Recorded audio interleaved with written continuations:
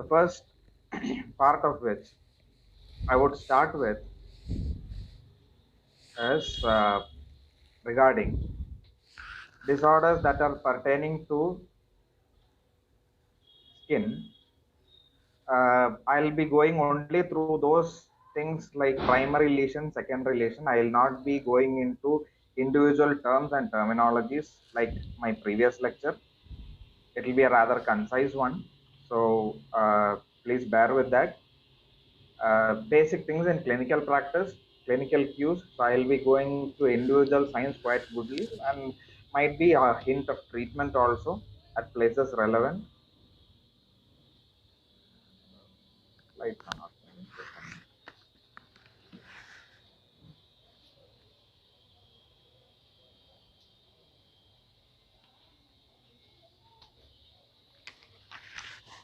Just to look. Slides move ആവുന്നില്ല. എന്തെങ്കിലും ചെയ്തിട്ടുണ്ടോ?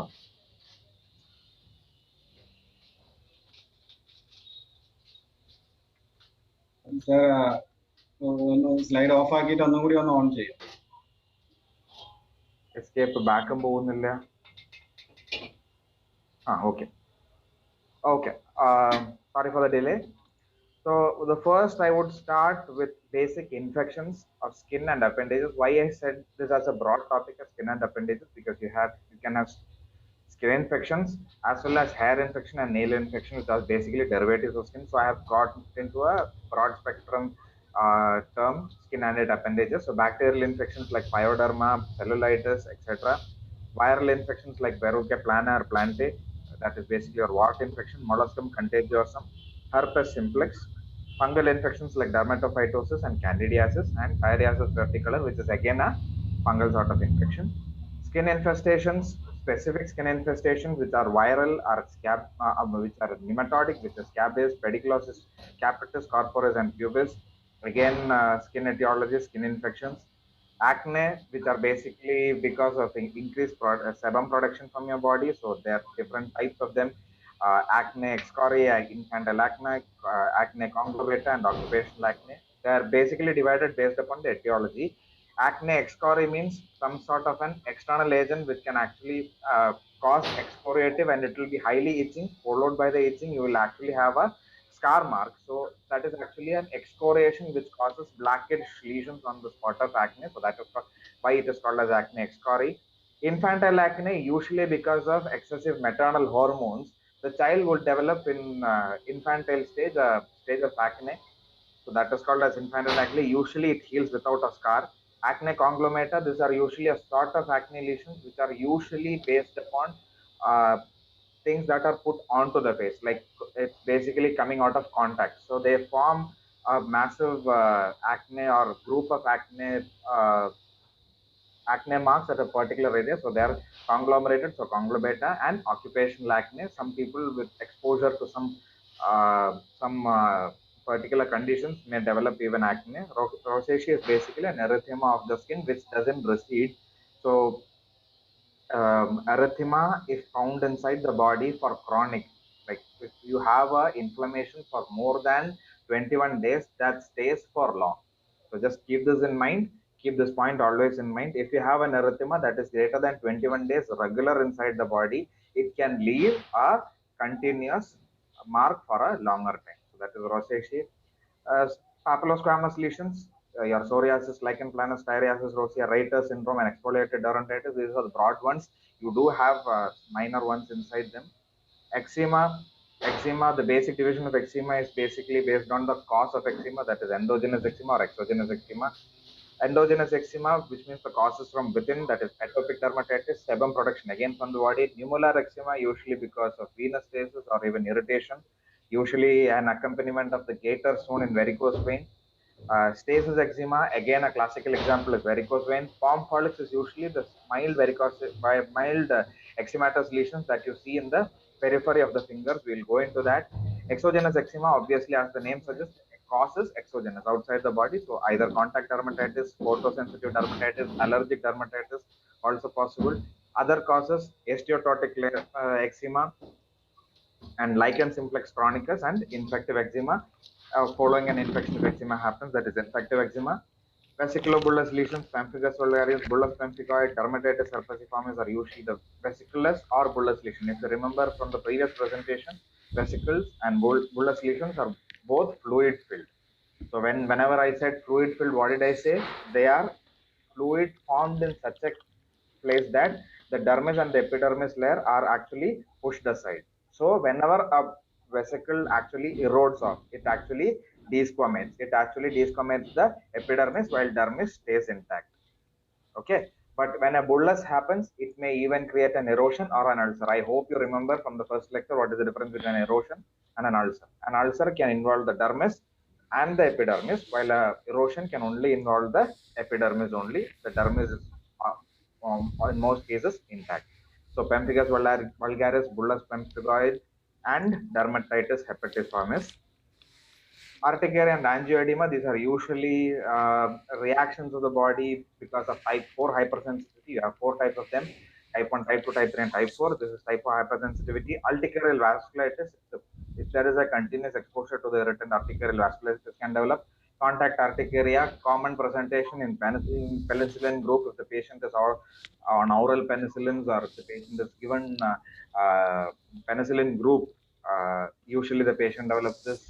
Phenytoin, many drugs are there which can create urticaria. Even the dress materials also. So urticaria is a common presentation. Hereditary angioedema is actually a genetic cause of edema being created on your face and throat. It's actually a very severe medical emergency. Uh, the usual cause of contact urticaria, severe urticaria, acute urticaria, and hereditary angioedema is almost same to same. And these are actually medical emergencies in which both of them are potent enough to cause laryngeal edema, which can actually cause oxygen deprivation. So that is to be taken note of. Peanut allergies are common in that. So next is drug reactions. It can lead to an extensive sort of reactions. I've just named them. I'm not going to the details. You can have multiple drug reactions like Gerard Frischmer's reaction, Steven Johnson syndrome, which is toxic epidermal necrolysis, which is TEN, fixed drugs eruption, arterial drug reactions, aciniform eruptions, lichenoid eruptions, photosensitive drug reaction, that is usually an accompaniment of phenobarbital, which is used for epilepsy. Hyperpigmentation, usually because of sulfonamides, hyperpigmentation can happen. Blood and lymphatics, vasculitis, stasis ulcers, neuropathic ulcers. There is a wide spectrum of ulcers itself, so I'll not go into the details of them because it's too much. Lymphatics, again, lymphedema and lymphangioma circumscriptum. Lymphatics, again, the defects can be of two types. One is congenital, and the second one is acquired. The congenital forms like cystic hygroma, in which the lymphatic channels fail to actually empty into a lymphatic gland. It leaves into forming a big swelly mass in the region of the thoracic duct, usually found in children. One of the common indications for a child to not get delivered pervaginally and had to be shifted into an LSCS is because of cystic hygroma of the neck. Lymphangioma circumscriptum, again, acquired pathology. Pigmentation disorders, basically of the pigments, because in the previous class I might have said about melanin, which is derived from tyrosine. So if you have tyrosine deficit, you have vitiligo. So that is there. These, on the other hand, I have avoided saying about much bigger pathologies. I have gone to minimal pathologies like freckles, lentigines, melasma, which is also called as the the pregnancy rash, melasma, and incontinentia pigmenti, very rare but present. Hypomelanotic patches like vitiligo, and even in bigger cases, universalis vitiligo, which is also called as albinism. Sometimes even the hair color can also change. We'll go into the details of them. Hair disorders, alopecia areata, hypertrichosis, hirsutism, pseudopelade of Broca, um, achinochelodiasis nuclei, and canites. Nail disorders like paronychia, onychonychia, leukonychia, longitudinal melanonychia, and ingrown toenail. I think a bit of that we have dealt in the previous presentation itself. And last but not least, very, very common situation, but we tend to forget them very quite often. Cutis laxa, a laxed skin, usually present in people who have collagen tissue disorders. Pseudoxanthoma elasticum, the elasticity of the the the skin being increased. If you correlate it to the physiology slides, which were said in the previous class, I've always said the elasticity component of the cell is coming from the reticular layer of the dermis as well as from the hypodermis. So if you have collagen tissue disorders, the first and the foremost thing that happens is the lack of elasticity. Ehlers-Danlos syndrome is actually hyperflexibility of the tissue because of, again, collagen tissue disorders. Keloid and hypertrophied scar, because healing happens because of a bit of collagen activity. So there also you will have problems. So that those are elastic and collagen tissue disorders. It also includes the big spectrum of mixed connective tissue disorders, including scleroderma, CREST syndrome, etc. So generalized systemic disorders, generalized pruritus, the cause of it, multiple are there. Generalized pruritus, if you get usually a case of pruritus, first thing, foremost thing is to understand whether the patient is suffering from B6 or B12 toxicity, both of which can cause generalized pruritus. Most importantly, second, uremia can cause generalized pruritus. Okay, so get blood urea checked. Usually patients in renal failure can only present with pruritus, or even our liver failure can present with pruritus. Disorders, specifically hypothyroid and severe like Graves' crisis, thyrotoxicosis, can also result in skin manifestations like yellowish, the blackish discoloration of skin and shiny skin in hypothyroidism with thinness of skin. Very, very important. I think I have said about Bain's diagnostic criteria. I'm stressing it again. Bain's diagnostic criteria: thinning of skin, sparing the flexor retinaculum, because flexor retinaculum is made of a collagen tissue, while the whole of the other areas are made of actually skin. You will actually have a cylindrical hand which narrows down at the flexor retinaculum. So that is a clinical sign of thyroid disorders. You can even have leukodermatic patches in cases of hypothyroid. Diabetes mellitus, I have already said in the previous class. There are multiple disorders. One is the acanthosis nigricans, impetigo of the creases in the abdomen. And the third one is third and very common mistake which most doctors does. At the common site of injection of insulin, you can develop extensive fibrosis, and you will be actually, after a period of time, if you are inject your insulin at the same location, what happens is there will be a sclerosis of the skin just below, and you will be actually injecting your insulin into the sclerosant layer, and that will delay insulin by to enter into the body. And most of the times, if you don't change, you will have to increase your insulin dosages. So that is important. Liver and kidney disorders, I have already explained, because of you need to excrete bilirubin. If bilirubin is not excreted, they tend to form complexes with collagen tissue. They tend to form complexes, and that can cause itching. Internal malignancies, specifically epidomas of the stomach, lymphomas specifically, can cause itching. And even discoloration. We'll go into that. Erythema nodosum can also be a presentation of B-cell lymphoma and even Burkitt's lymphoma. So these are some systemic disorders of which skin features are more than enough to diagnose. I mean, it gives you an index of suspicion. It doesn't give you a pinpoint diagnosis, but it gives you an index of suspicion. Okay, so I'll go to the first and foremost thing which is common in clinical practice, and it's very much difficult to differentiate. So cellulitis, what it does is it is an acute bacterial infection of the skin and subcutaneous tissue. Usually, the genetic bacteria which are present inside the skin itself can cause cellulitis. So streptococci and staphylococci are naturally present in skin, and they at times, if you are immunosuppressed, I don't mean to say that immunosuppression means AIDS. Okay, a patient in chemotherapy is immunosuppressed. A patient in terminal diabetes is immunosuppressed. A patient who is taking steroids for rheumatoid arthritis is also immunosuppressed. So immunosuppression means all that. Even in the further lecture, I'll say that that particular word, immunosuppression, doesn't mean only AIDS. So in those cases, non-specific organisms like Pseudomonas or even at times Proteus can also come into being for creating cellulitis.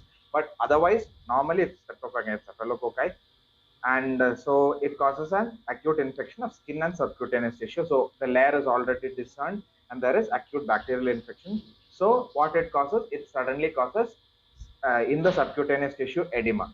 So when the edema happens, the layers of skins are actually ripped off. The dermis and epidermis is teared off. So pain is obviously a feature.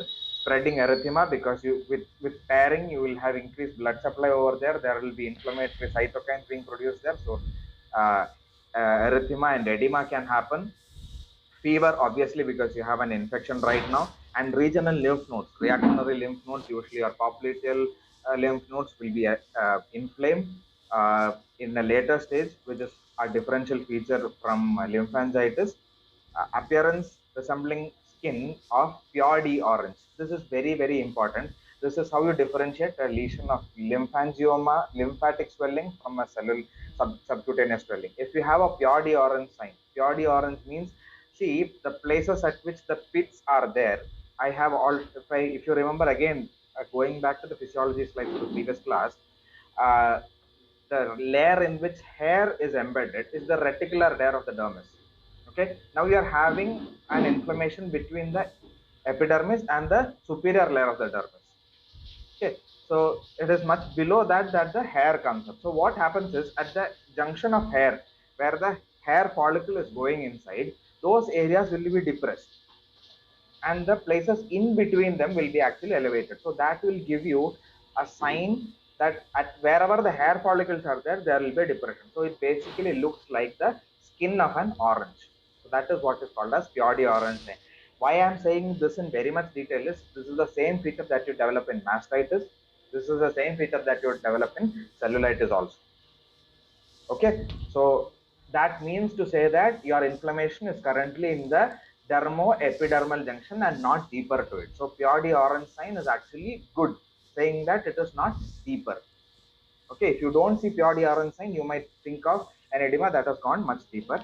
Petechiae, because now with the ripping of layers of the dermis and epidermis, usually you will have pinpoint bleeding starting up. And because you have erythema and long-standing inflammation, you can even develop venous thrombosis. So obviously treatment is antibiotics and even compression also. So compression and antibiotics is the mainstay of treatment on allopathy. So erysipelas, very much similar to cellulitis. That is why I've included this in the next type of superficial cellulitis with only dermal lymphatic involvement. Okay, so what here happens is there is swelling. Okay, and there is an elevation. There is, as it says, shiny, raised, indurated, and tender plaque-like lesions. Okay, and it is even caused by bacteria. But here you don't have your pure D orange sign. The difference how you should make out from cellulitis to erysipelas is, when you have collagen tissue there, okay, it doesn't reach the reticular layer as such. So called as Millen's ear sign, MILAMS, Millen's ear sign. So if you have these kind of erysipelas lesions over the face, it usually only will affect the it doesn't affect the complete helix, it only affects the tragus of the ear. Okay, even if it is affecting on the face, it doesn't affect the ala nasae, it affects the rest of the face. So that is a differentiating feature from cellulitis. Okay, you can develop both cellulitis as well as erysipelas, but it usually doesn't affect the areas of collagen tissue. So that is how you differentiate. And the treatment, obviously, here penicillins are used, and vancomycin if it is a case of facial erysipelas. So Millen's ear sign comes over there. Millen's ear sign, I hope you take a note of it. Okay,